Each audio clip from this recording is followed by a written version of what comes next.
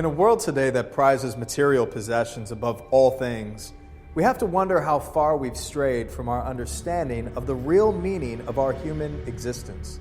In Luke's Gospel, we encounter the famous parable of the prodigal son, the son who demands his inheritance from his father's portion only to squander it through loose living. In a certain sense, is this not the predicament of every man and woman in every period of history? Hearkening back to the ones who first lost the inheritance of grace and original justice, Adam and Eve. This parable is the perfect analogy of the human condition because it indirectly touches upon every breach of the covenant of love, every loss of grace, and every sin. It is not until the son has finally spent everything that it says that he began to be in need, especially when famine had struck the land to which he had fled. But here is where the analogy turns inward. The inheritance that he had received from his father was a sum of material goods, but the underlying goods that he failed to notice was his dignity as a son in his father's house.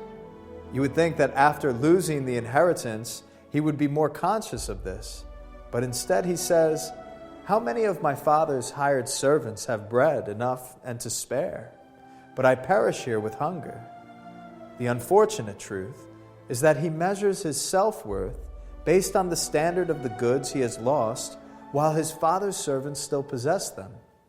The real tragedy here in this parable is the loss of dignity and the awareness of a squandered sonship. However, as the son humbly begins to acknowledge his fault and his deserving of his father's justice, he returns home only to be greeted by a father whose attitude reflects the vision of mercy in all its simplicity and depth. The father in the parable is faithful to his fatherhood, a fidelity that is concentrated upon the humanity and dignity of his lost son. In fact, we read that when the father saw his son returning home, he had compassion, ran to meet him, threw his arms around his neck, and kissed him. The father shows no concern for the goods lost by the son, but rather the fundamental good of his son's humanity, which has been found again and returned to life. No matter where we are in life, no matter where we think we are in God's eyes, the Lord is always ready to welcome us home with open arms.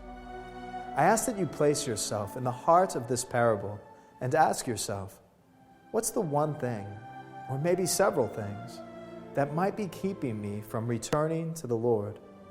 Then turn to the nearest crucifix there, and you will find a Father with arms outstretched, forgiving and merciful.